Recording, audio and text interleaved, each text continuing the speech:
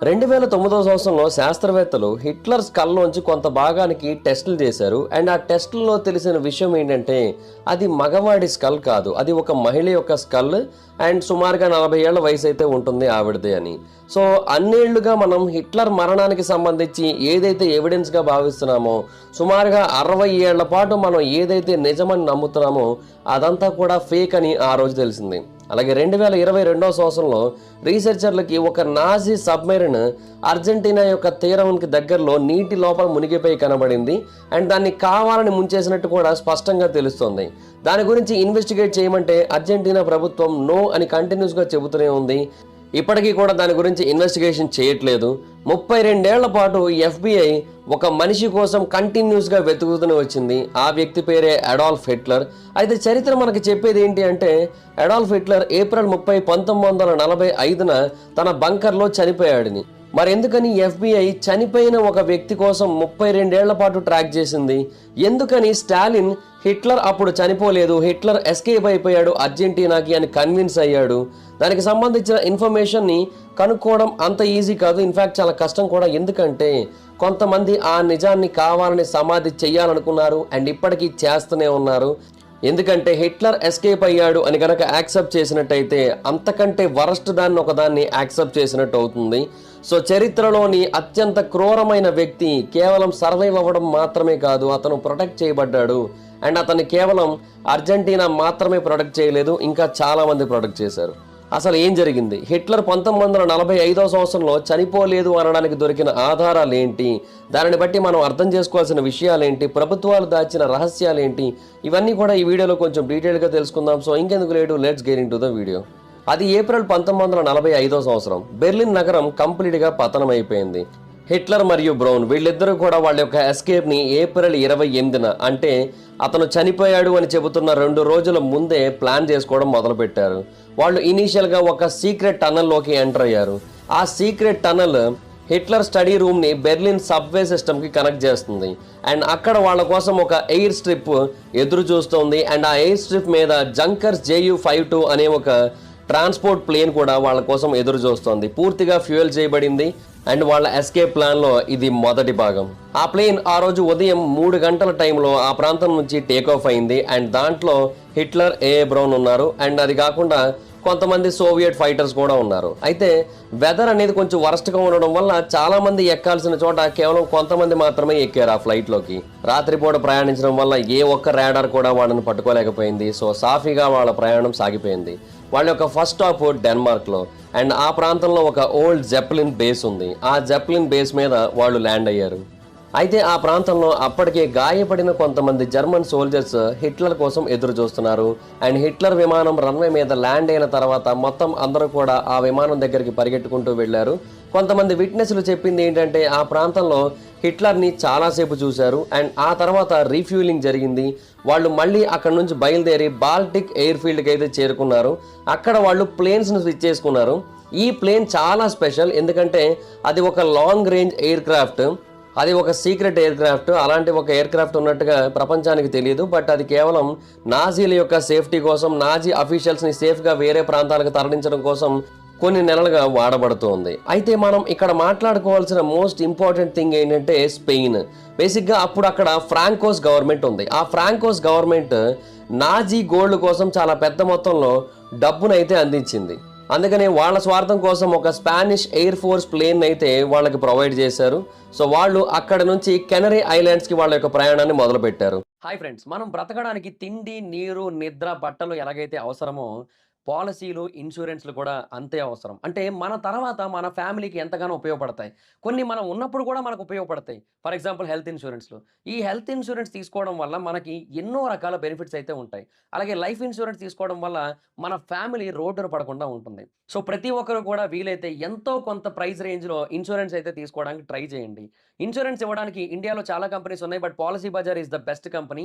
So నేను డిస్క్రిప్షన్లో ఆ పాలసీ బజార్ కంపెనీ యొక్క లింక్ని అయితే ఇచ్చాను. దాని మీద క్లిక్ చేసి ఇప్పుడే మీ యొక్క పాలసీని అందులో రిజిస్టర్ చేసుకోండి. మీ ఫ్యామిలీని, మిమ్మల్ని కాపాడుకోండి. యాక్చువల్గా 2వ ప్రపంచ యుద్ధం టైంలో స్పెయిన్ మేము న్యూట్రల్గా ఉంటాము అని చెప్పింది. యుద్ధంలో మేము ఎవరి తరపున పాల్గొనట్లేదు అని చెప్పింది. బట్ రీసెంట్గా కొన్ని డాక్యుమెంట్స్ బయటకు వచ్చాయి. ఆ డాక్యుమెంట్స్లో తెలిసింది ఏంటంటే వాళ్ళు అప్పట్లో సీక్రెట్గా నాజీస్ కోసం హెల్ప్ చేశారు.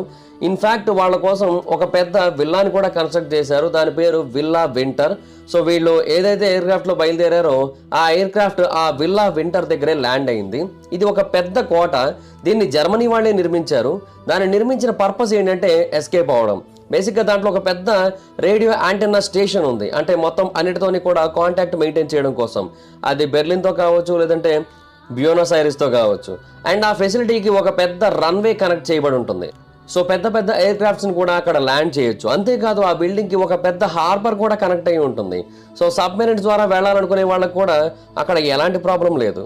సో 3 యూ బోట్స్ సీవోల్ గ్రూప్కి చెందినవి ఆ ప్రాంతంలో వాళ్ళ కోసం ఎదురు చూస్తున్నాయి. ఇవి నార్మల్ కాంబాట్ సబ్మెరైన్స్ కాదు, వాటిని మాడిఫై చేశారు కేవలం ఎస్కేప్ అవడం కోసం. అండ్ ఆ టైంలో హిట్లర్ అక్కడ ఉన్న సబ్మెరైన్స్లో ఒకటైన IXC క్లాస్ U-518 సబ్మెరైన్లోకి అయితే ఎంటర్ అయ్యాడు. ఈ సబ్మెరైన్ బ్యాటరీస్తో రన్ అవుతూ ఉంటుంది. సైలెంట్గా ఎవ్వరికి ఎలాంటి శబ్దము చేయకుండా, నీటి లోపల ఎవ్వరికి ఎలాంటి డౌట్ రాకుండా ఎన్నో రోజుల పాటు ప్రయాణించగల కెపాసిటీ ఈ సబ్మెరైన్ల ప్రత్యేకత. ఒకసారి ఫుల్ ఛార్జ్ చేసినట్టయితే అవి అట్లాంటిక్ ఓషన్ మొత్తాన్ని కూడా కవర్ చేసేసి మళ్ళీ తిరిగి రాగలవు కూడా. అండ్ ఇన్ఫ్యాక్ట్ అవి చాలా పెద్దగా ఉంటాయి. సో అందులో మనం ప్యాసింజర్స్ని, సప్లైస్ని, అలాగే మెడికల్ ఎక్విప్మెంట్స్ని మొత్తం అన్నిటినీ కూడా తీసుకొని వెళ్ళొచ్చు. అండ్ దానికి సంబంధించిన విషయాలు బయటపడినప్పుడే చరిత్ర మనకి చెప్పని ఒక అతిపెద్ద నిజం బయటపడింది. యాక్చువల్గా ఈ U-518 సబ్మెరైన్ని ఆపరేషన్ టియర్ డ్రాప్ టైంలో నీటి లోపల ముంచేశామని చెప్పారు. ఇది ఏప్రిల్ 1945 సంవత్సరంలో జరిగిందని అప్పట్లో అఫీషియల్ రికార్డ్స్ కూడా ఉన్నాయి. USS క్రేటర్కే దీనికి సంబంధించిన క్రెడిట్స్ దొరికాయి. అంటే దాన్ని ఇదే నీటిలో ముంచేసింది అని చెప్పారు. బట్ ఇక్కడ ఒక ప్రాబ్లం ఉంది. అదేంటంటే దానికి సంబంధించిన రెకేజ్ ఒక్క చోట కూడా దొరకలేదు. పోనీ అంత పెద్ద షిప్ దొరకలేదంటే ఒక అర్థం ఉంది. అట్లీస్ట్ చిన్న ముక్క కూడా దొరకలేదు. ఈవెన్ ఇప్పటికీ దొరకలేదు. అది ఎక్కడ మునిగిపోయిందో దానికి సంబంధించిన ఎగ్జాక్ట్ లొకేషన్ కోఆర్డినేట్స్ కూడా ఉన్నాయి. బట్ అయినా కూడా ఆ ప్రాంతంలో ఏమీ దొరకట్లేదు. ఎంతో వెతికామో బట్ ఏమీ దొరకలేదని ఎన్నోసార్లు చెప్పారు. ఇది నమ్మడానికి ఏమాత్రం నమ్మశక్యంగా లేదు కదా. ఎందుకంటే 250 అడుగుల పొడవున్న ఒక స్టీల్ బోటు సుమారుగా 200 టన్నుల బరువు ఉంటుంది. అది ఒక్క చిన్న ట్రేస్ కూడా లేకుండా మాయమైపోయింది అంటే నమ్మడానికి మనమైతే ఫూల్స్ కాదు కదా. అయితే ఆ తర్వాత ఒక పోలీస్ రిపోర్ట్ వచ్చింది అర్జెంటీనా నుంచి. అండ్ వాళ్ళు ఏమని చెప్పారంటే ఆ సబ్మెరైన్ యాక్చువల్గా లాస్ట్ అయిపోలేదు, అది ఎక్కడ ఉండాలో అక్కడే ఉంది అని చెప్పారు. ఆ రిపోర్ట్ ఇచ్చింది డాన్ లూయిస్ మారోటి అనే ఒక పోలీస్ కమిషనర్. ఇతను అర్జెంటీనాలోని నెకోచియా అనే ఒక ప్రాంతానికి చెందిన పోలీస్ కమిషనర్. అతని ఆఫీసర్స్ ఒక జర్మన్ సిగ్నలింగ్ అన్ఐడెంటిఫైడ్ విజిల్ని తీరానికి దగ్గరలో గుర్తించినట్టుగా చెప్పారు. దాని గురించి ఇంట్రాగేషన్ చేస్తున్నట్టుగా చెప్పారు. అండ్ ఒక వ్యక్తి అది ఒక సబ్మెరైన్ అని, ఒక సేఫ్ ల్యాండింగ్ స్పాట్ కోసం చూస్తున్నట్టుగా తెలియజేశాడని వాళ్ళు ఇన్ఫర్మేషన్ ఇచ్చారు. ఆ తర్వాత రోజు ఉదయం చూస్తే మ్యారెడ్ పీపుల్కి ఫ్రెష్ టైర్ మార్క్స్ అయితే కనిపించాయి బీచ్ దగ్గర. తర్వాత 5 ఆఫీసర్స్ వాటిని ఫాలో అవుతూ వచ్చారు. బట్ వాళ్ళని జర్మన్ సోల్జర్స్ ఆపేశారు. మ్యారెడ్ దీని గురించి రిపోర్ట్ ఇచ్చినప్పుడు అతని సుపీరియర్స్ దీని గురించి మర్చిపోమని, నువ్వేం చూసావో దాని గురించి ఇంకెవరికి కూడా చెప్పకూడదని అతనికి ఆదేశాలు ఇచ్చినట్టుగా ఆ తర్వాత అతను బయట ప్రపంచానికి తెలియజేశాడు. అండ్ ఆ టైంలో ఎవరినైతే అతను ఖైదు చేశాడో వాళ్ళందరినీ కూడా వదిలేయమని చెప్పారు. అయితే దీన్ని కాన్స్పిరసీ థియరీ కింద కొంతమంది కొట్టిపడేశారు 2022 సంవత్సరం వరకు. బట్ 2022 సంవత్సరంలో అర్జెంటీనా రీసెర్చర్ అయిన ఏబి బాస్తి అనే ఒక పర్సన్ యుద్ధం ముగిసిపోయిన ఎన్నో సంవత్సరాల తర్వాత కూడా జర్మన్ యూబోట్స్ ఆ తీరం వెంబడి పని చేసినట్టుగా ఒక ఎవిడెన్స్ని కనుగొన్నాడు. అతను చాలామంది ఐ విట్నెస్లు కూడా కనుగొన్నాడు. అండ్ అలాగే కొన్ని నేవల్ రికార్డ్స్ని కూడా కనుగొన్నాడు. ఎగ్జాక్ట్ కోఆర్డినేట్స్ని కూడా కనుగొన్నాడు. సో విట్నెస్లు అందరూ కూడా ఆ ప్రాంతంలో సబ్మెరైన్స్ని చూసినట్టుగా స్పష్టంగా తెలియజేశారు. గవర్నమెంట్ ఏమో ఇదంతా కూడా ఫ్యాంటసీ అని కొట్టిపడేసింది. సో అతను ఏం చేశారంటే కొంత ఫండింగ్ని గ్యాదర్ చేసుకొని ఆ ప్రాంతానికి డైవింగ్ చేసి నీటి లోపలికి వెళ్ళాడు. అక్కడ అతనికి ఒక మోడిఫైడ్ జర్మన్ సబ్మెరైన్ కూడా కనబడింది. ఎగ్జాక్ట్గా విట్నెస్లు ఎలాగైతే చెప్పారో అలాగే ఉంది. దాన్ని బయట ప్రపంచానికి చూపిస్తే అప్పుడు కూడా గవర్నమెంట్ అయితే ఒప్పుకోలేదు. అండ్ అది కావాలని ముంచేసినట్టుగా కూడా స్పష్టంగా తెలుస్తోంది షాలో వాటర్స్లో. బట్ అయినా కూడా గవర్నమెంట్ ఒప్పుకోలేదు. అవి నాజీ సబ్మెరైన్స్ కాదు, అవి జస్ట్ రాక్ ఫార్మేషన్స్ అని చెప్పేసింది. రాక్ ఫార్మేషన్స్ ఎక్కడైనా సరే ఒక సబ్మెరైన్ షేప్లో, ఎస్పెషల్లీ యూ బోట్ షేప్లో ఉంటాయా, అది కూడా అంత భారీ స్థాయిలో. సో ఆ వ్యక్తి ఏం చేశారంటే అక్కడతో ఆగకుండా ఫ్రాన్స్కి చెందిన కొంతమంది రీసెర్చర్స్ దగ్గర నుంచి సెకండ్ ఒపీనియన్ తీసుకున్నాడు. వాళ్ళు చెప్పింది ఏంటంటే అవి కేవలం సబ్మెరైన్స్ మాత్రమే కాదు, అవి నాజీ సబ్మెరైన్స్ కూడా అని చెప్పారు. తర్వాత ఇటాలియన్ రీసెర్చర్స్ నుంచి థర్డ్ ఒపీనియన్ తీసుకుంటే వాళ్ళు చెప్పింది ఏంటంటే అవి కేవలం నాజీ సబ్మెరైన్స్ మాత్రమే కాదు, అది IXC-40 యూబోట్ టైప్ అని కూడా తెలియజేశారు. అంటే బేసిక్గా ఏదైతే యూబోట్లో హిట్లర్ని ఎక్కించారు అని చాలా మంది చెప్పారో కళ్ళతో చూసి, సేమ్ అదే టైప్ ఆఫ్ బోట్ అనమాట ఇది. బేసిక్గా హిట్లర్ ఎస్కేప్ వెనుకున్న మాస్టర్ మైండ్ ఎవరంటే మార్టిన్ బోర్మాన్. ఈ మార్టిన్ బోర్మాన్ అనే పర్సన్ హిట్లర్ యొక్క closest adviser and Nazi party యొక్క మినిస్టర్ కూడా. యుద్ధం టైంలో జర్మనీ విజయం కోసం ఒక పక్క స్ట్రగుల్ అవుతూ ఉంటే బోర్మాన్ ముందే ఓటమి గురించి కూడా ప్లాన్స్ వేసుకోవడం మొదలుపెట్టాడు. అంటే ఈవెన్ జర్మనీ ఓడిపోయినా కూడా వాళ్ళు సర్వైవ్ అవ్వాలనేది అతని మెయిన్ ప్లాన్. అందుకని ఆగస్టు 1944 సంవత్సరంలో అతను ఆపరేషన్ ఈగిల్ ఫ్లైట్ అనే దాన్ని స్టార్ట్ చేశాడు. ఈ ఈగిల్ ఫ్లైట్ అనే దాని యొక్క మెయిన్ టార్గెట్ ఏంటంటే నాజీల యొక్క సంపద మొత్తాన్ని కూడా జర్మనీ నుంచి బయటికి తీసుకొని వెళ్ళడం. దానికోసం బోర్మన్ ఏం చేశాడంటే 750 ఫ్రంట్ కంపెనీస్ని 15 వేరు దేశాల్లో క్రియేట్ చేశాడు. దానికోసం స్విస్ బ్యాంక్స్ యొక్క కనెక్షన్స్ కూడా ఏర్పాటు చేసుకున్నాడు. మనీ లాండరింగ్ చేశాడు చాలా నెట్వర్క్స్ ద్వారా. అండ్ మనీ మొత్తాన్ని కూడా మాడ్రిడ్ నుంచి బ్యూనస్ ఐరిస్ వరకు తీసుకొని వెళ్ళిపోయాడు. పేటెంట్స్, టెక్నికల్ డాక్యుమెంట్స్ వీటన్నిటిని కూడా ఫారెన్ సబ్సిడరీస్కి ట్రాన్స్ఫర్ చేశాడు. ఆర్ట్ కలెక్షన్స్ అన్నిటినీ కూడా పీస్ బై పీస్ స్పెయిన్ ద్వారా స్మగ్లింగ్ చేశాడు. అండ్ బంగారం మొత్తాన్ని కూడా బేరర్ బాండ్స్గా మార్చేశాడు. బేరర్ బాండ్స్ అంటే ఏంటి అంటే ఒకప్పటి కాలంలో ఉన్న కరెన్సీ కన్వర్షన్ టెక్నిక్. బేసిక్గా అప్పుడు ఏం చేసేవారంటే ఒకరి దగ్గర ₹1,00,00,000 ఉన్నాయనుకోండి, ఆ ₹1,00,00,000 ఒకరికి ఇచ్చి ఒక బేరర్ బాండ్ తీసుకుంటారు. ఆ బేరర్ బాండ్ ఇంకెవరికైనా ఇవ్వచ్చు. దాని మీద పేరు కానీ డీటెయిల్స్ కానీ ఏమీ ఉండవు. సో ఆ బేరర్ బాండ్ ఉన్న వ్యక్తి మళ్ళీ వచ్చి తన దగ్గరికి ఆ ₹1,00,00,000 కలెక్ట్ చేసుకొని వెళ్ళిపోవచ్చు. సో ఇప్పటి జనరేషన్లో దాన్ని హవాలా అంటూ ఉంటారు. బట్ ఒకప్పటి కాలంలో ఏంటంటే బేరర్ బాండ్స్ అనేవాళ్ళు.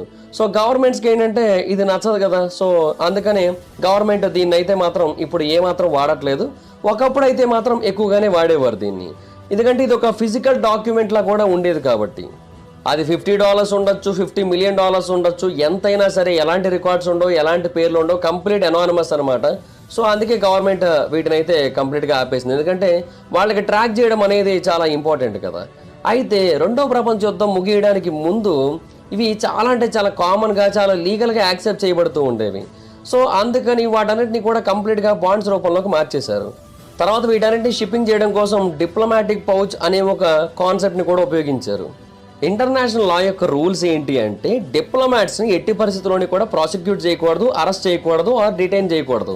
అంటే ఆ కంట్రీ ఎన్ని మిస్టేక్స్ అయినా చేయొచ్చు, బట్ ఈ డిప్లొమాట్స్ని మాత్రం ఎట్టి పరిస్థితుల్లోని కూడా ఇబ్బంది పెట్టకూడదు. వాళ్ళకి సంబంధించిన ఇళ్లని, వాళ్ళకి సంబంధించిన డాక్యుమెంట్స్ని, వాళ్ళకి సంబంధించిన కమ్యూనికేషన్స్ని దేన్ని కూడా సెర్చ్ చేయకూడదు, సీజ్ చేయకూడదు. అయితే ఈ డిప్లొమాటిక్ పౌచ్ అనేది ఎంతైనా ఉండొచ్చు. అంటే అది ఒక బ్యాగ్ అవ్వచ్చు, ఒక బాక్స్ అవ్వచ్చు, లేదంటే ఒక పెద్ద షిప్పింగ్ కంటైనర్ అయినా అవ్వచ్చు. వాటిలో దేన్ని కూడా సెర్చ్ చేయడానికి లేదనమాట. అండ్ వాటికన్ సిటీ కూడా ఈగిల్ ఫ్లైట్లో ఒక భాగం. బేసిక్గా వాటికన్ బ్యాంక్ ప్రపంచంలో ఎవరికీ సమాధానాలు చెప్పాల్సిన అవసరం లేదు. వాళ్ళ దగ్గర ఎంత అమౌంట్ ఉన్నా, ఎన్ని బాండ్స్ ఉన్నా అది కేవలం ఓనర్స్కి మాత్రమే జవాబు చెప్తుంది. సో అందుకే దాన్ని కూడా ఉపయోగించారు. దీని గురించి ఆపరేషన్ గ్లాడియో అనే ఒక టాపిక్ గురించి వీడియో చేసినప్పుడు సెపరేట్గా డిస్కస్ చేస్తా. ఎందుకంటే అది చాలా అంటే చాలా పెద్ద టాపిక్ అవుతుంది. CIA మాఫియాతో కలిసి ఎలా వర్క్ చేసింది, అండ్ వాటికన్ సిటీతో కలిసి ఒక సీక్రెట్ ఇల్లీగల్ టెర్రరిస్ట్ ఆర్మీని ఎలా క్రియేట్ చేసింది అనేది సెపరేట్ టాపిక్లో మాట్లాడుకుందాం. ఇక్కడ అదంత ఇంపార్టెంట్ కాదు. అయితే వాటికన్ మనుషుల్ని మూవ్ చేయడంలో కూడా చాలా బాగా హెల్ప్ చేసింది. బేసిక్గా బిషప్ అయిన అలియాస్ హూడల్ అనే ఒక పర్సన్ చాలా అంటే చాలా పెద్ద స్థాయిలో డాక్యుమెంటేషన్ అయితే క్రియేట్ చేశాడు. అలాగే హై ర్యాంకింగ్ నాజీస్ని సేఫ్గా తరలించడం కోసం కూడా అతను చాలా పెద్ద స్థాయిలో హెల్ప్ చేశాడు. అండ్ దీనికోసం వాళ్ళు ర్యాట్ లైన్స్ని క్రియేట్ చేశారు. అవి యూరప్ నుంచి సౌత్ అమెరికా వరకు స్ప్రెడ్ అయ్యాయి. కొన్నిసార్లు వాటికన్ సిటీ చర్చ్ హెల్ప్ చేయలేని టైమ్స్ ఉంటాయి. అలాంటి టైంలో రెడ్ క్రాస్ ఇన్వాల్వ్ అయింది. రెడ్ క్రాస్ కూడా వీళ్ళందరికీ హెల్ప్ చేసింది. అండ్ వాళ్ళు కూడా నాజీలు ఎస్కేప్ అవడంలో చాలా పెద్ద పాత్రనే పోషించారు. అయితే మరొక పక్క నాజీలు అర్జెంటీనాలో కేవలం ఒక రిఫ్యూజ్ సెంటర్ని మాత్రమే కట్టలేదు, వాళ్ళు ఒక షాడో స్టేట్నే నిర్మించారు. వాళ్ళ ఓన్ టెరిటరీ గవర్నమెంట్ని ఫామ్ చేశారు. వాళ్ళ ఓన్ మిలిటరీని అక్కడ ఎస్టాబ్లిష్ చేసుకున్నారు. ఎస్, అక్కడ ఒక జర్మన్ స్టేట్ని ఫామ్ చేసి దానికి ఒక లీడర్ని కూడా డిసైడ్ చేసుకున్నారు. బట్ వాళ్ళు చేయాల్సిన మెయిన్ పని ఏంటి అంటే ఆ లీడర్ని అక్కడ వరకు సేఫ్గా తీసుకొని వెళ్ళడం. అదే అక్కడ మెయిన్ టాస్క్ అయిపోయింది. మార్టిన్ బోర్మాన్ ఎస్కేప్ ప్లాన్లో నెక్స్ట్ ఫేజ్ ఏంటంటే ఆపరేషన్ ల్యాండ్ ఆఫ్ ఫైర్. అంటే ఒక సీక్రెట్ ప్యారడైజ్ని అర్జెంటీనాలోని పాటగోనియా అనే ఒక ప్రాంతంలో క్రియేట్ చేయాలి. ఆ ఏరియా దానికి చాలా పర్ఫెక్ట్. ఎందుకంటే అది చాలా పెద్దగా ఉంటుంది, చాలా ఐసోలేటెడ్గా వెలివేయబడినట్టుగా ఉంటుంది, అండ్ ఆల్రెడీ చాలా పెద్ద స్థాయిలో అక్కడ జర్మన్ పాపులేషన్ కూడా ఉంది. సో అందుకోసం ఆ ప్రాంతాన్ని చూస్ చేసుకున్నారు. అండ్ ఆ టైంకి అర్జెంటీనాకి ప్రెసిడెంట్గా ఉన్నది జువాన్ పెరోన్. అండ్ అతను ఎప్పటి నుంచో అడాల్ఫ్ హిట్లర్కి సపోర్ట్ చేస్తూ వచ్చాడు. అండ్ అతని గవర్నమెంట్ కొన్ని వేల ఫేక్ పాస్పోర్ట్స్ని ఇష్యూ చేసింది. అంతేకాదు పోలీసులకి ముందే ఆదేశాలు కూడా అందేశాయి, మీరు ఏమైనా సరే ఈ ఫేక్ పాస్పోర్ట్స్తో వచ్చే షిప్పుల్ని ఎట్టి పరిస్థితుల్లోనే ఆపకండి, అలాగే ట్రక్కులను కూడా ఆపకండి అనే ఒక ఇన్ఫర్మేషన్ని వాళ్ళకి ముందుగానే ఇచ్చేశారు. అండ్ ఆ తర్వాత రాత్రిపూట అందరినీ కూడా ఇటు ట్రాన్స్పోర్ట్ చేయడం మొదలు పెట్టారు. అండ్ లోకల్ నాజీ సింపథైజర్స్ వాళ్ళకి చాలా బాగా హెల్ప్ కూడా చేశారు ఆ టైంలో. అండ్ కీ పొజిషన్స్లో ఉన్న వాళ్ళందరూ కూడా ఒక నెట్వర్క్ని క్రియేట్ చేశారు ఆ ప్రాంతంలో. అండ్ ప్రతి ఒక్క దానికి కూడా ఒక స్పెసిఫిక్ ఫీచర్ ఉంటుంది. అక్కడ చాలా రిమోట్ లొకేషన్స్ ఉంటాయి, ఎస్కేప్ రూట్స్ ఉంటాయి, బంకర్స్ ఉంటాయి, ఇన్ఫ్యాక్ట్ అక్కడ మెడికల్ ఫెసిలిటీస్ ఉంటాయి. పార్కిన్సన్ డిసీజ్ విషయంలో స్పెషలైజింగ్ చేయబడ్డ మెడికల్ ఫెసిలిటీస్ కూడా ఉంటాయి. ఎస్, చరిత్రలో మనకి తెలియని ఒక అతిపెద్ద విషయం ఏంటంటే హిట్లర్కి పార్కిన్సన్ డిసీజ్ ఉంది.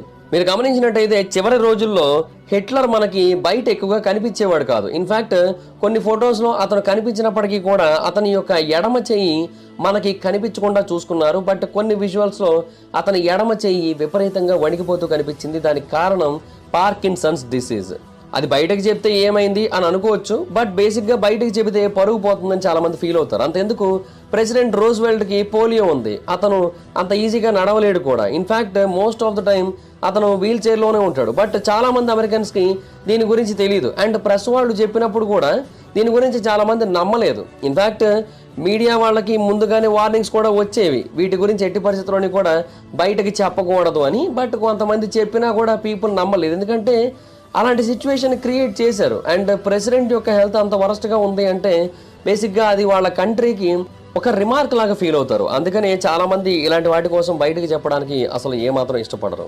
ఆ తర్వాత OSS, office of strategic services, ఇది అమెరికాకు చెందింది. అండ్ వీళ్ళు మాత్రమే కాదు, అమెరికన్ మిలిటరీ ఇంటెలిజెన్స్ వీళ్ళందరికీ కూడా ఏదో జరగబోతుంది అని అర్థమైంది. వాళ్ళు కొన్ని షిప్స్ని ట్రాక్ చేశారు. ఆ షిప్స్ స్పానిష్ పోర్ట్స్ నుంచి బయలుదేరాయి. అండ్ అంతేకాదు వాళ్ళు స్విస్ బ్యాంక్ ట్రాన్స్ఫర్స్ని కూడా మానిటర్ చేశారు. అలాగే జర్మన్ శాస్త్రవేత్తలు యూరోప్ నుంచి కనిపించకుండా పోయి తర్వాత సౌత్ అమెరికాలో కనిపించడానికి కూడా వాళ్ళు నోటీస్ చేశారు. బట్ వాళ్ళు మిస్ అయిన ఒక పెద్ద పాయింట్ ఏంటంటే ఆపరేషన్ ఈగిల్ ఫ్లైట్ అనేది కేవలం ఎవాక్యుయేషన్ ప్లాన్ మాత్రమే కాదు, అది నాజీల యొక్క వెల్త్ని సేవ్ చేయడం మాత్రమే కాదు, అది ఒక పెద్ద ఇన్ఫ్రాస్ట్రక్చర్ని బిల్డ్ చేయడం, బేసిక్గా ఒక నెట్వర్క్ ఆఫ్ సెక్యూరిటీ ఫెసిలిటీస్ని ఏర్పాటు చేయడం. అండ్ దాంట్లో మొత్తం అంతా కూడా లాయల్ సపోర్టర్సే ఉండాల్సి ఉంటుంది. అండ్ ఈ సిస్టమ్ని ఎందుకు డిజైన్ చేశారు అంటే ఒక ఇంపార్టెంట్ వ్యక్తిని ప్రొటెక్ట్ చేయడం కోసం, ఒక స్పెసిఫిక్ పర్సన్ని ప్రొటెక్ట్ చేయడం కోసం. ఒక పర్సన్కి కాన్స్టెంట్ మెడికల్ కేర్ అవసరం అవుతుంటుంది కదా, అలాంటి ఒక వ్యక్తిని ప్రొటెక్ట్ చేయడం కోసం. సో అప్పుడు ఓఎస్ఎస్ ఒక మెసేజ్ని రిసీవ్ చేసుకుని దాన్ని డీకోడ్ చేసింది. ఆ మెసేజ్ బోర్మన్ నుంచి అర్జెంటీనాకి వెళ్ళింది. ఆ మెసేజ్లో కేవలం 3 వర్డ్స్ మాత్రమే ఉన్నాయి. అదేంటి అంటే ద ప్యాకేజ్ అరైవ్స్, అంటే వాళ్ళకి ఏదైతే రావాల్సి ఉందో అది వచ్చేసింది అనే ఒక అర్థాన్ని వచ్చేలాగా ఆ మెసేజ్ని అయితే పంపించారు. ఆ తర్వాత శాన్ కార్లోస్ డి బార్లోచే అర్జెంటీనాలోని పాటగోనియా ప్రాంతంలో దాచబడ్డాడు 1945 నాటికి వచ్చేసరికి. అదే టైంకి జర్మనీ సౌత్ అమెరికాలో సుమారుగా 30,000 మంది జర్మన్స్ని ల్యాండ్ చేసింది. అండ్ అది కూడా యుద్ధం అయిపోయిన తర్వాత. బేసిక్గా ఆ ప్రాంతంలో లోకల్ లాంగ్వేజ్ కంప్లీట్గా జర్మనీగా మారిపోయింది. ఈవెన్ స్ట్రీట్ సైన్స్ కూడా జర్మన్ లాంగ్వేజ్ ఉండడం మొదలుపెట్టాయి. చిన్నపిల్లలు నాజీ టెక్స్ట్ బుక్స్ నుంచి మొత్తం అంతా నేర్చుకోవడం మొదలుపెట్టారు. కొన్ని millions of dollars Swiss banks నుంచి వేరే అకౌంట్స్కి వెళ్ళడాన్ని FBI ట్రాక్ చేస్తూ వచ్చింది. స్పానిష్ బిల్డింగ్స్ అన్నీ కూడా జర్మన్ బిల్డింగ్స్తో రీప్లేస్ అవ్వడం మొదలుపెట్టాయి. అండ్ అంతేకాదు అక్కడున్న మౌంటైన్స్లో వాళ్ళు ఒక అద్భుతమైన కోటను నిర్మించారు. కానీ అది కోట కాదు, అంతకంటే చాలా ఎక్కువ. ఆ కోట పేరు ఇనాల్కో. ఇది బయట నుంచి చూడడానికి ఒక మ్యాన్షన్లా కనబడుతూ ఉంటుంది, కానీ దీని లోపల ఉన్నది మాత్రం ఒక కమాండ్ సెంటర్. ఈ ఇనాల్కో కమాండ్ సెంటర్ యొక్క కింద భాగంలో అండర్ గ్రౌండ్ జనరేటర్స్ ఉన్నాయి, సెక్యూరిటీ క్వార్టర్స్ ఉన్నాయి, హిడెన్ రూమ్స్ ఉన్నాయి, ఎస్కేప్ టన్నల్స్ ఉన్నాయి, అడ్వాన్స్డ్ రేడియో ఎక్విప్మెంట్ కూడా ఉంది, ఒక వాచ్ టవర్ ఉంది, అంతేకాదు ఒక కాంక్రీట్ బంకర్ కూడా ఉంది, ఒక ర్యాంప్ ఉంది, అది దగ్గరలో ఉన్న బోట్ హౌస్కి తీసుకొని వెళుతుంది. అండ్ అక్కడ నుంచి మనం కావాలనుకుంటే ఒక సీ ప్లేన్ని రైడ్ చేసుకుంటూ వెళ్ళిపోవచ్చు. అండ్ ఒక బోట్ హౌస్ లోపల ఒక సీ ప్లేన్ని కూడా కాన్స్టెంట్గా దాస్తూ వచ్చారు. అండ్ దానికి ఎప్పటికప్పుడు మెయింటెనెన్స్ కూడా చేస్తూ వచ్చారు. బేసిక్గా ఆ ప్రాంతంలో ఉండే స్టాఫ్ మొత్తాన్ని కూడా చాలా జాగ్రత్తగా చూస్ చేసుకున్నారు. డాక్టర్ ఆటో లెహ్మన్ కావచ్చు, ఇతను ఒక పార్కిన్సన్ స్పెషలిస్ట్. అలాగే హెన్రిచ్ బేతే కావచ్చు, ఇతను ఫార్మర్ యూబోట్ కమాండర్ అండ్ అంతేకాదు సెక్యూరిటీ చీఫ్ కూడా. వీళ్ళిద్దరూ ఇంతకుముందు హిట్లర్తో నేరుగా పనిచేసిన వాళ్ళే.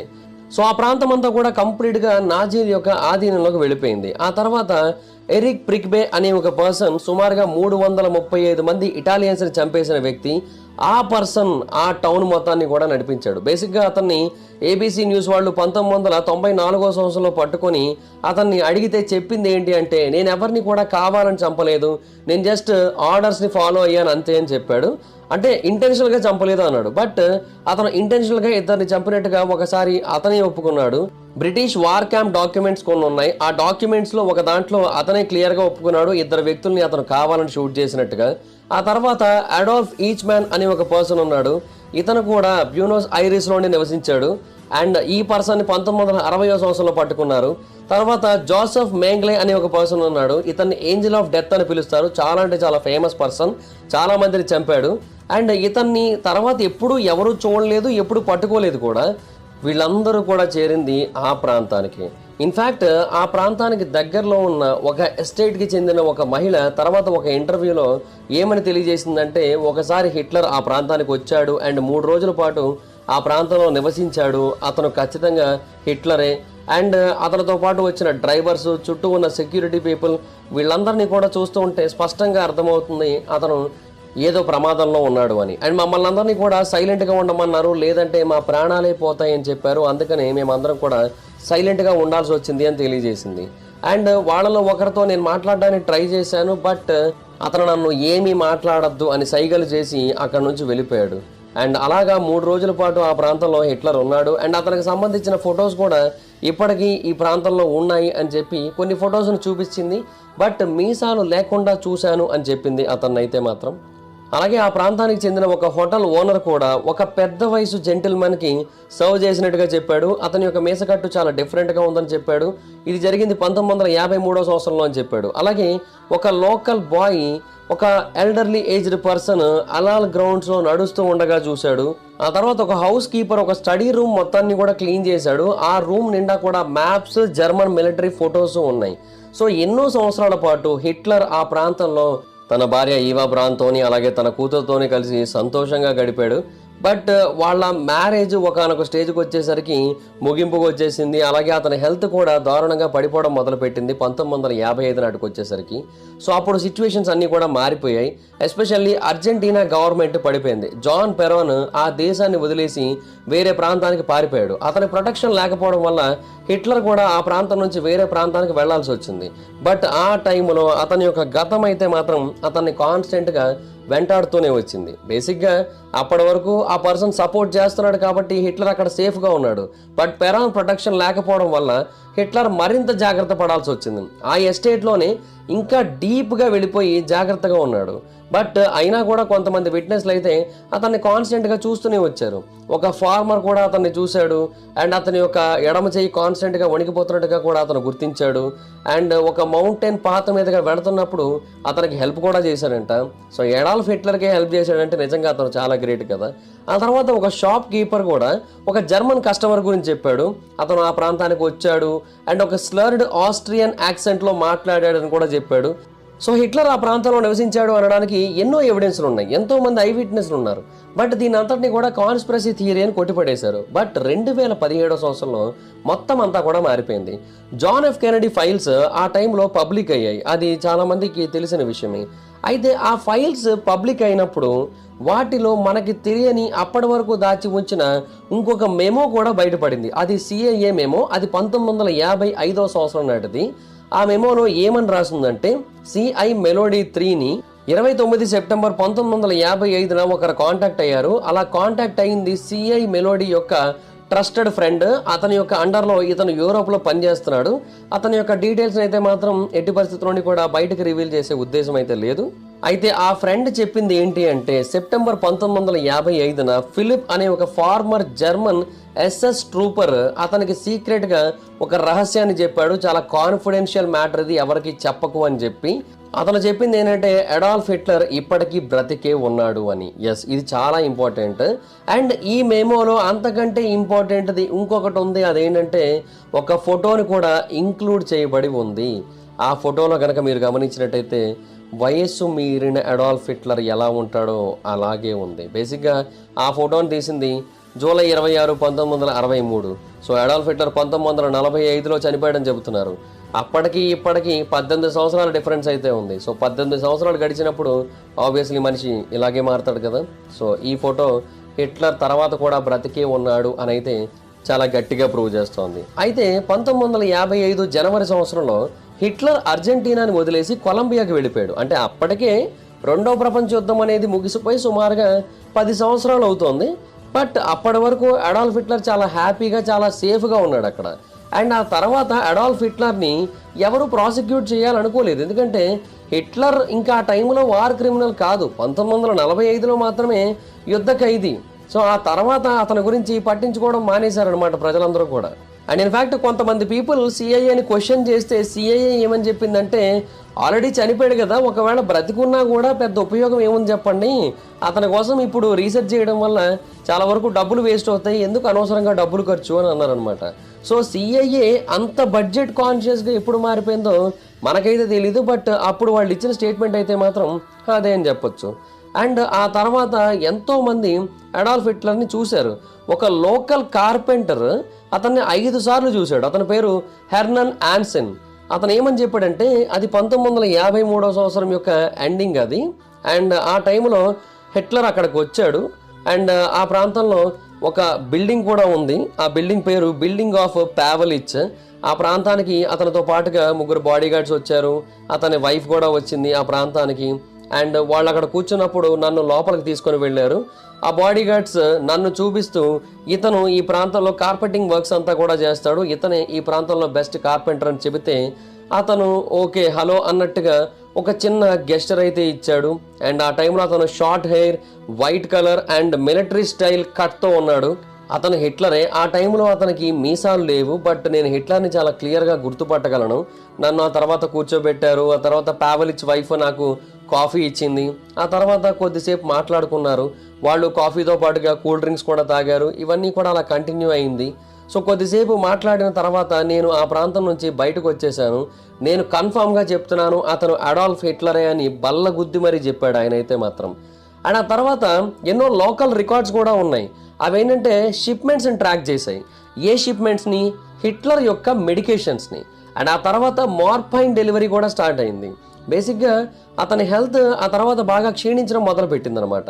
సో సెక్యూరిటీ ఇంకా టైట్ అయిపోయింది. ఎలాంటి విజిటర్స్ని కూడా అలో చేయడం మానేశారు. ఎంత పెద్దవాళ్ళైనా సరే ఎవరిని కూడా మెయిన్ గేట్ దాటనివ్వలేదు. డెలివరీస్ ఏమైనా తీసుకోవాల్సి వచ్చినా కూడా ఆ హౌస్కి మైలు దూరంలోనే ఆపేసి అక్కడి నుంచే తీసుకొని అక్కడి నుంచి ఇక్కడికి పట్టుకొని వచ్చేవారు. తర్వాత 1961లో ఈవా బ్రాన్ తన యొక్క కూతుర్ని తీసుకొని ఆ ప్రాంతాన్ని వదిలేసి వెళ్ళిపోయింది. అండ్ హిట్లర్ తన రూమ్లోంచి కూడా బయటకు రాలేని సిచ్యువేషన్లోకి వెళ్ళిపోయాడు. అండ్ అతని స్టాఫే అతనికి కావాల్సినవన్నీ కూడా చూసుకుంటున్నారు. అండ్ ఆ టైంలో హిట్లర్ తనలో తానే మాట్లాడుకునేవాడు. కొన్ని గంటల పాటు రోజు మాట్లాడుకుంటూ ఉండేవాడంట తనలో తానే. ఫైనల్గా ఒక రోజు మధ్యాహ్నం హిట్లర్ 3 గంటల టైంలో చనిపోయాడు. అండ్ అప్పటికి అతని వయసు 72 సంవత్సరాలు. అండ్ డాక్టర్ లేమన్స్ యొక్క ఫైనల్ డైరీలో ఒక ఎంట్రీ వచ్చింది. ఆ ఎంట్రీలో అతను ఏమని రాశాడంటే నేను నా యొక్క యూస్ఫుల్నెస్ని దాటి బ్రతికేశానేమో అని భయపడుతున్నాను అని రాశాడు ఆయన. అండ్ అతను రాసిన దానికి మీనింగ్ ఏంటంటే అతను హిట్లర్ని అన్నేళ్ల పాటు బ్రతికించాడు కదా. సో ఆ విషయం ప్రపంచానికి కనుక తెలిసినట్టయితే అతని పరిస్థితి ఏంటి అనే ఆలోచన మైట్ బి అతనికి అలా వచ్చి ఉండొచ్చు. ఆ తర్వాత ఆ ప్రాంతాన్ని అయితే వదిలేసి అందరూ వెళ్ళిపోయారు. ఎందుకంటే హిట్లర్ని కాపాడడం కోసం ఆ ప్రాంతాన్ని క్రియేట్ చేశారు. ఎప్పుడైతే హిట్లర్ చనిపోయాడో ఇంకా ప్రాంతం మొత్తాన్ని కూడా వదిలేశారు. అర్జెంటీనాలో ఉన్న ఆ నాజీ ప్యారడైస్ని కంప్లీట్గా పట్టించుకోవడం మానేశారు. అది కంప్లీట్గా పతనం అయిపోవడం మొదలుపెట్టింది.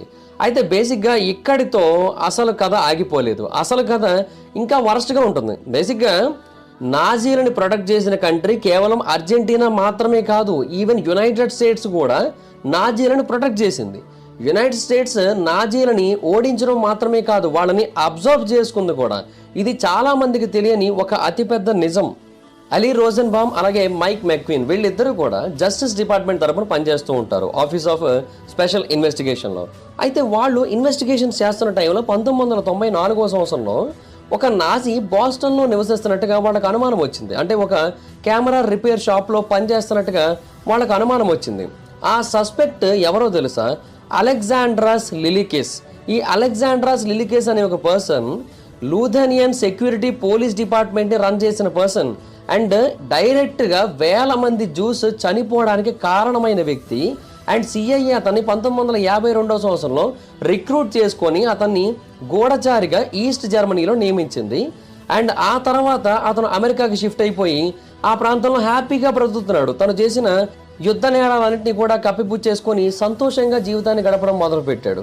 అండ్ అలాగే సిఐఏ ఎంతో మందిని అమెరికాలో సేఫ్గా బ్రతికేలా చేసింది. ఇన్ఫ్యాక్ట్ వాళ్ళు ఎక్కడున్నారో ఎవరికి తెలియని విధంగా కూడా చేసింది. ఆ తర్వాత వాళ్ళు ఏం చేశారంటే ఇన్వెస్టిగేషన్ కంటిన్యూ చేశారు. అప్పుడు వాళ్ళకి తెలిసిన ఇంకొక విషయం ఏంటంటే నాజీలు అమెరికాలో వచ్చి దాక్కోవడం కాదు, వేల మంది నాజీలని ఒక నెట్వర్క్ లాగా క్రియేట్ చేసి వాళ్ళందరినీ కూడా రిక్రూట్ చేసుకొని సిఐఏ వాళ్ళందరికీ కూడా జీతాలు ఇస్తూ వాళ్ళందరినీ కూడా పెంచి పోషిస్తోంది. యాక్చువల్గా దీని గురించి ఒక పుస్తకం కూడా వచ్చింది, secret history of how America became a safe haven for thousands of Nazi war criminals అని. వాళ్ళందరినీ కూడా తీసుకొని వచ్చి రెండవ ప్రపంచ యుద్ధం తర్వాత అమెరికాలో సేఫ్గా పెట్టింది. అండ్ వాళ్ళందరికీ FBI నుంచి CIA నుంచి ఫుల్ ఆన్ సపోర్ట్ కూడా వచ్చింది. ఇన్ఫ్యాక్ట్ ఆ టైంలో వాళ్ళని వాళ్ళ దేశం కోసం వాడారు, యూరోప్ కోసం వాడారు, రష్యా కోసం వాడారు, ఇవన్నీ కూడా జరిగాయి అన్నమాట. అలాగా CIA అండ్ FBI ప్రొటెక్ట్ చేసిన వాళ్ళలో చరిత్రలోని మోస్ట్ ఈవిల్ పీపుల్లో కొంతమంది ఉన్నారు తెలుసా? వాళ్ళలో కొంతమంది పేర్లు చెప్తాను చూడండి మీకు. ఆటో వాన్ బాల్స్వింగ్, ఇతను ఒక సక్సెస్ఫుల్ కాలిఫోర్నియా బిజినెస్ మ్యాన్. అతను అడాల్ఫ్ ఈచ్మెన్ యొక్క మెంటర్ కూడా. యాంటీ జూయిష్ ప్రోగ్రామ్స్ అన్నింటినీ ఇంప్లిమెంట్ చేయడంలో అతని హస్తం కూడా ఉంది. 1960వ సంవత్సరంలో ఇజ్రాయిల్ ఐక్వాన్ని క్యాప్చర్ చేసినప్పుడు CIA వాన్కి హెల్ప్ చేసింది, సో తను ఎక్స్పోజ్ అవ్వకుండా.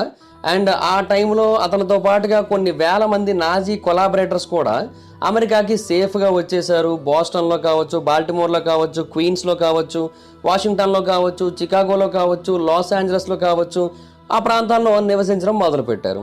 అలాగే క్లాస్ బార్బీ అనే ఒక పర్సన్ ఉన్నాడు.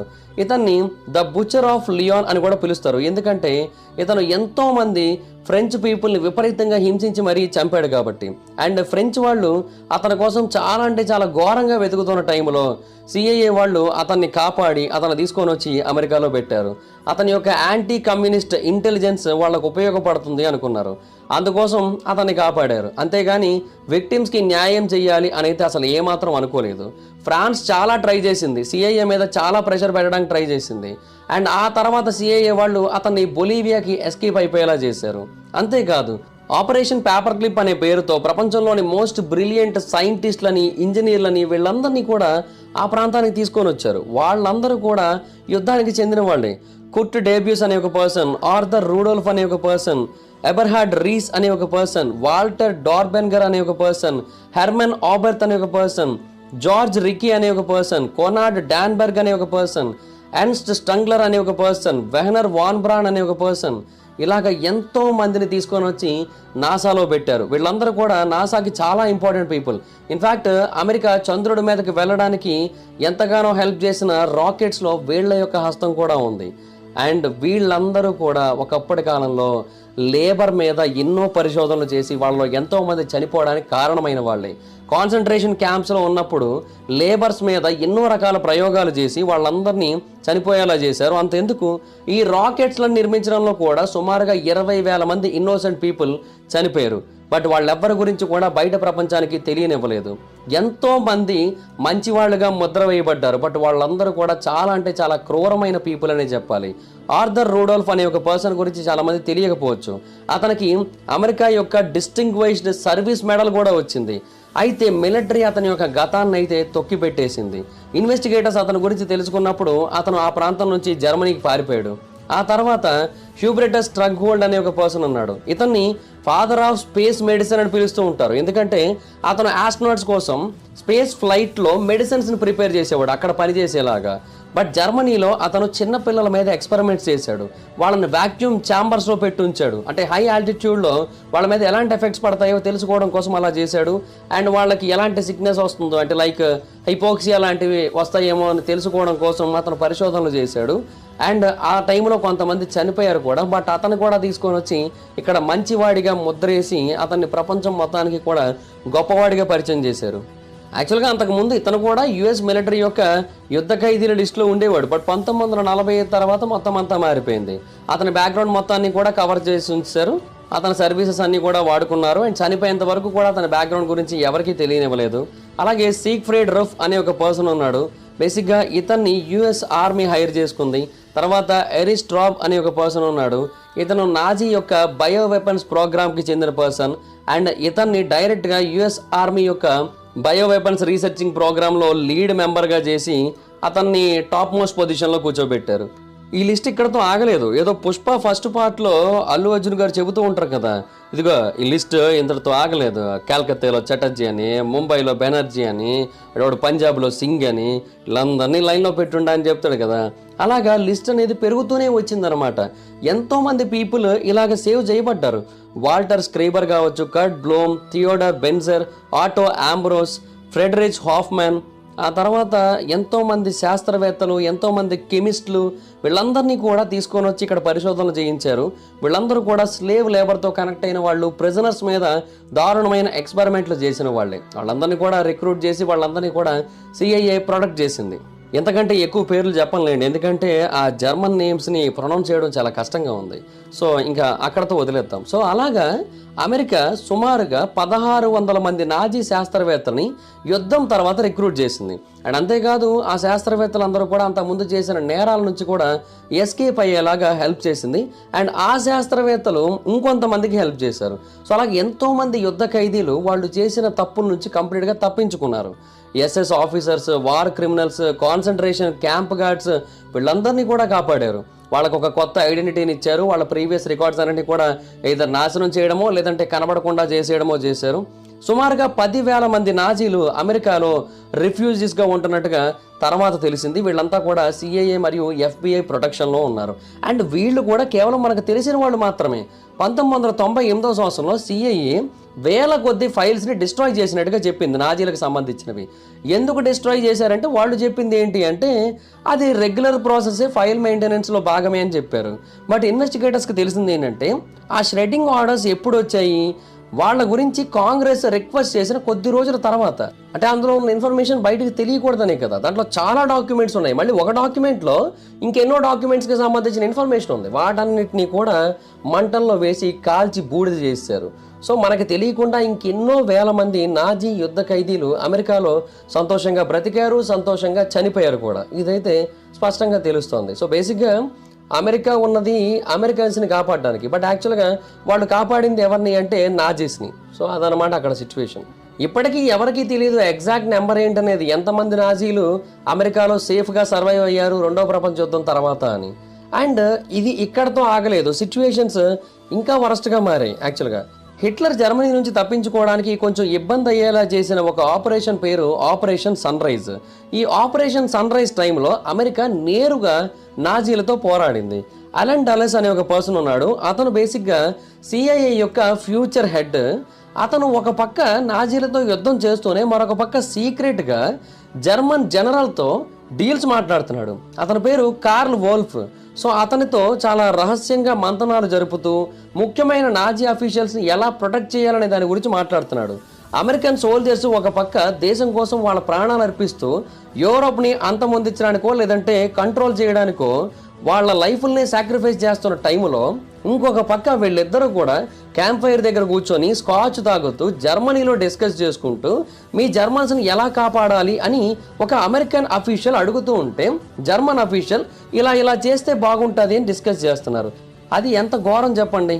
మనం దాని గురించి సెపరేట్గా వీడియోలో మాట్లాడుకోవాల్సి ఉంటుంది. అంటే వాళ్ళ కన్వర్జేషన్ అండ్ వాళ్ళ విషయంలో జరిగిన కొన్ని ఇంట్రెస్టింగ్ థింగ్స్ వీటన్నిటి గురించి మాట్లాడాలంటే ఒక సెపరేట్ వీడియో అవుతుంది. ఇప్పుడు దాని గురించి మాట్లాడితే మళ్ళీ ఈ వీడియో ఇంకా లెంత్ అయిపోతుంది, సో ఇప్పుడు వద్దు. బట్ నేను ఏమంటున్నానంటే హిట్లర్ బంకర్లో చనిపోయాడు అనేది ఒక అతిపెద్ద అబద్ధం, చాలా పెద్ద అబద్ధం, చిన్న అబద్ధం కూడా కాదు. అది చరిత్ర మనల్ని ఇన్నాళ్ళ పాటు నమ్మించింది, బట్ అది నిజం కాదు. రెండో ప్రపంచ యుద్ధం ముగిసిపోతున్న టైంలో హిట్లర్ చనిపోయాడు అనేది చరిత్ర. కానీ రెండో ప్రపంచ యుద్ధం ముగియడానికి 1 సంవత్సరం ముందే ఆ హిస్టరీ ఎలా ఉండాలి అనేది కొంతమంది చేత రాయబడింది. అలా రాయబడిన వాళ్ళల్లో హిట్లర్ మనుషులు ఉన్నారు, అర్జెంటీనా మనుషులు ఉన్నారు, జర్మనీ వాళ్ళు ఉన్నారు, యుఎస్ వాళ్ళు ఉన్నారు. ఇదన్నమాట సిచ్యువేషన్.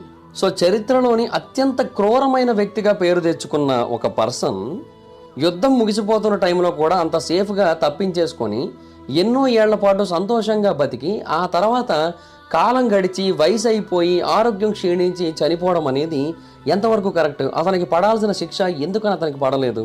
సో బేసిక్గా దీని గురించి చాలామంది అప్పట్లోనే ప్రస్తావించారు. స్టాలిన్ చాలా క్లియర్గా చెప్పాడు అప్పట్లోనే, ఏమని? హిట్లర్ అర్జెంటీనాకి తప్పించేసుకున్నాడు యునైటెడ్ స్టేట్స్ యొక్క సహాయంతో అని. బట్ ఎవ్వరూ ఒప్పుకోలేదు, ఎస్పెషల్లీ అమెరికన్ పబ్లిక్ ఒప్పుకోలేదు. స్టాలిన్ మిస్ఇన్ఫర్మేషన్ స్ప్రెడ్ చేస్తున్నాడు అన్నారు. అండ్ యుఎస్ ఏమని చెప్పిందంటే హిట్లర్ చనిపోయాడు, బట్ అమెరికన్ ఇంటెలిజెన్స్కి దీని గురించి కంప్లీట్గా క్లారిటీ లేదు అని చెప్పింది అంతే. కొన్నేళ్లు గడిచిన తర్వాత FBI వాళ్ళు ఒక 700 పేజీల డాక్యుమెంట్స్ని డీక్లాసిఫై చేశారు. అండ్ దాంట్లో ఒక స్పెషల్ టాస్క్ ఫోర్స్ గురించి మెన్షన్ చేయబడింది. అండ్ దాన్ని క్రియేట్ చేసిందే హిట్లర్ని కనుక్కోవడానికి. మరి హిట్లర్ని కనుక్కోవడానికి దాన్ని క్రియేట్ చేసినప్పుడు అంతకుముందు దాని గురించి చెప్పడానికి ఎందుకు మొహమాటం అడ్డొచ్చింది వాళ్ళకి? అంటే వాళ్ళు నమ్మారు కదా హిట్లర్ నిజంగా బ్రతికే ఉన్నాడని, అందుకే కదా వాళ్ళు క్రియేట్ చేసింది. బట్ అది బయటకు చెప్పలేదు. అండ్ యూరోప్లో, అర్జెంటీనాలో కాదు, యూరోప్లో అతనికి సంబంధించిన ఎన్నో సైటింగ్స్ చాలా చోట్ల రిపోర్ట్ చేయబడ్డాయి. బట్ వాటిని అయితే డీబంక్ చేసేసారు.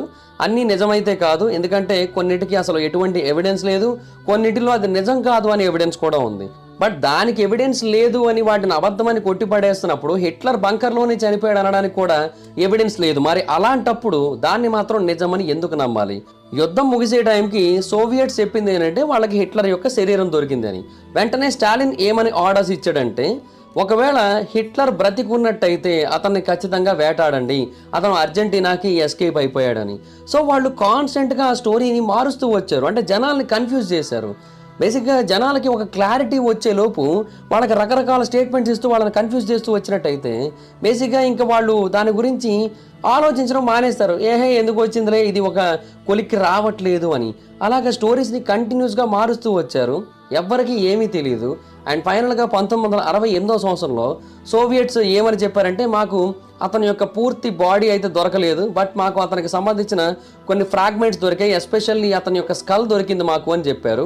అండ్ 2009వ సంవత్సరంలో రష్యన్ గవర్నమెంట్ DNA టెస్టింగ్కి అలౌ చేసింది.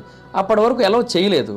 అండ్ ఫైనల్గా అప్పుడు DNA టెస్టింగ్ చేసినప్పుడు ఆ స్కల్ ఏదైతే ఉందో అది హిట్లర్ యొక్క స్కల్ కాదు, ఒక మహిళ యొక్క స్కల్, 40 ఏళ్ల లోపు వయసున్న ఒక మహిళది. సో ఆ టైంలో రష్యాకి పరువు పోయింది మొత్తం. అంటే అప్పటి వరకు వాళ్ళు హిట్లర్ యొక్క బాడీ మా దగ్గర ఉందని చెప్పుకుంటూ వచ్చారు. బట్ అప్పుడు హిట్లర్ బాడీ వాళ్ళ దగ్గర లేదని తెలిసిపోయింది కదా. వాళ్ళు ఒక జాబ్ ఆన్ పిక్చర్ని చూపించారు, దాంట్లో మనకి పళ్ళు కూడా చాలా స్పష్టంగా కనబడతాయి. ఒకవేళ అది కనుక చూపించినట్టయితే ఈ వీడియోకి డిమానిటైజేషన్ అనేది పడుతుంది. సో అందుకని అది నేను ఇక్కడ చూపించట్లేదు. మీరు కావాలనుకుంటే ఇంటర్నెట్లో హిట్లర్స్ జాబ్ ఓన్ అని కొట్టచ్చు మీరు.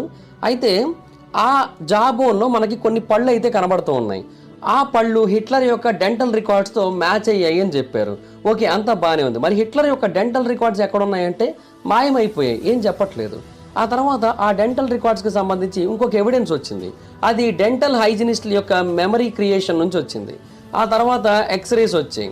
వీటన్నిటిని బట్టి ఒక DNA టెస్ట్ చేసి అందులో ఏది నిజమో ఏది అబద్ధమో తేల్చచ్చు కదా. అంటే వాళ్ళు చెప్పింది ఏంటి అంటే, ఆ పళ్ళు అప్పటికి టూ మచ్ పాడైపోయాయి, సో ఇంకా వాటిని మనం ఎలాంటి టెస్ట్లకి కూడా గురి చేయలేము అని చెప్పారు.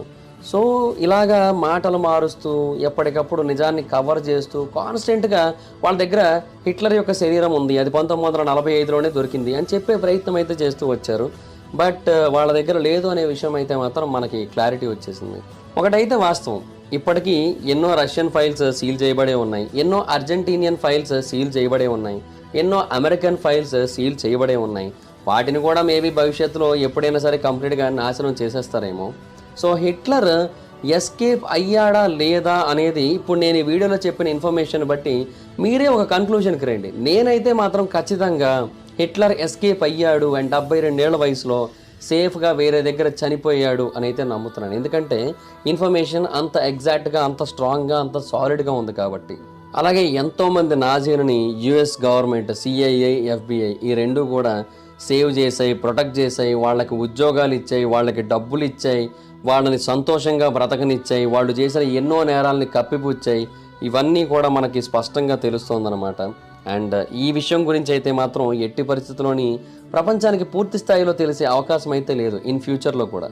ఒకవేళ దీని గురించి ఎవరైనా ప్రశ్నించినా కూడా వాళ్ళకి ఎగ్జాక్ట్గా సమాధానాలు దొరకకపోవచ్చు. అండ్ ఇన్ఫ్యాక్ట్ వాళ్ళనే శత్రువులు అని ముద్రేసేసి వాళ్ళందరినీ కూడా ఏమైనా చేయొచ్చు. సో అందుకని చాలామంది వీటి గురించి తెలిసినా కూడా క్వశ్చన్ చేయట్లేదు. అండ్ తెలియని వాళ్ళ సంఖ్య ఎక్కువ ఉంది. సుమారుగా 99% ఆఫ్ పీపుల్కి ఈ విషయాలు ఏవి తెలియదు కూడా. సో అది గైస్ మరి సిచ్యువేషన్. సో చూసారు కదా, ఇదంతా చూసిన తర్వాత మీకు ఏమనిపిస్తుంది?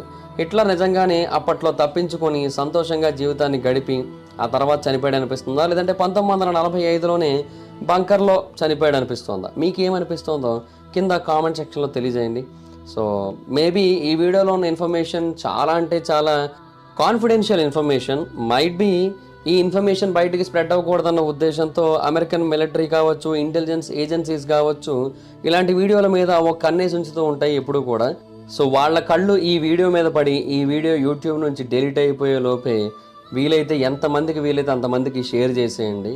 అండ్ ఈ వీడియో మీకు నచ్చినట్టయితే ఇప్పుడే ఈ వీడియోని లైక్ చేసి, ఇప్పటివరకు ఎవరైనా మన ఛానల్ని కనుక సబ్స్క్రైబ్ చేసుకోకపోయినట్టయితే ఇప్పుడే సబ్స్క్రైబ్ చేసుకొని పక్కన ఉన్న బెల్ ఐకాన్ ఆల్లో పెట్టుకోండి. నా ఫర్దర్ వీడియోస్ మిస్ అవ్వకుండా చూడొచ్చు.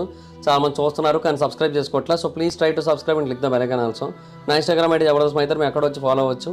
Thank you so much guys. బాబా మీటర్ నెక్స్ట్ వీడియో. Bye bye. ఏదైనా ఒక టాపిక్ గురించి మీరు నన్ను వీడియో చేయమని అడగాలనుకుంటే ఇన్స్టాలో నాకు ఫాలో అయ్యి నాకు మెసేజ్ చేయండి. నేను దాని గురించి వీడియో చేయడానికి ట్రై చేస్తాను. Thank you guys. Bye bye. Hi friends, మీరు ఎప్పుడైనా సరే 5,000 రూపాయల ప్రోడక్ట్ 250 రూపాయలకి రావడానికి గమనించారా? లేదు కదా. కానీ అమెజాన్, ఫ్లిప్కార్ట్ లాంటి కంపెనీస్ ఏం చేస్తూ ఉంటాయంటే కొన్ని గోల్డెన్ హవర్స్ టైంలో మెగా డీల్స్ ఇస్తూ ఉంటాయి. ఆ డీల్స్ టైంలో ఒక్కొక్క ప్రోడక్ట్ మీద 90% నుంచి 95% వరకు డిస్కౌంట్ అయితే ఉంటుంది. అయితే ఈ డీల్స్ కోసం మీరు కాన్స్టెంట్గా ఆ యాప్స్ చెక్ చేస్తూ ఉండలేదు కదా. కానీ మీకోసం నేను వాటన్నిటిని కూడా కాన్స్టెంట్గా చెక్ చేస్తూ ఉంటాను. అండ్ దాంట్లో ఎప్పుడు ఏ డీల్ పెట్టినా కూడా ఇమీడియట్గా మీకు ఆ ప్రోడక్ట్ని అయితే షేర్ చేస్తాను. మీరు ఇమీడియట్గా ప్రోడక్ట్ని పర్చేస్ చేయొచ్చు దాని నుంచే. అండ్ అంతేకాదు కొన్ని ఎక్స్ట్రాడినరీ ప్రొడక్ట్స్ ఉంటాయి, వాటిని మీరు బయట ఎక్కడ కూడా చూడరు. వాటి గురించి కూడా నేను మీకు షేర్ చేస్తాను. మీరు సింపుల్గా చేయాల్సింది ఒకటే, కింద డిస్క్రిప్షన్లో మన టెలిగ్రామ్ ఛానల్ లింక్, మన వాట్సాప్ ఛానల్ లింక్, మన ఇన్స్టా బ్రాడ్కాస్ట్ ఛానల్ లింక్ ఉంటాయి. వీటిలో మీరు ఏ యాప్ ఎక్కువగా వాడతారో ఆ యాప్కి సంబంధించిన లింక్ మీద క్లిక్ చేసి ఆ యాప్లో ఉన్న మన ఛానల్ని ఫాలో అవ్వండి. దాంట్లో రెగ్యులర్గా చాలా ప్రొడక్ట్స్ అయితే మీకు అప్డేట్ అవుతూ ఉంటాయి. అండ్ ఆ ప్రొడక్ట్స్లో మీకు ఏది నచ్చినట్టయితే దాన్ని మీరు కొనుగోలు చేయొచ్చు వెంటనే. సో డిస్క్రిప్షన్లో లింక్స్ ఉన్నాయి, వెంటనే ఫాలో అవ్వండి.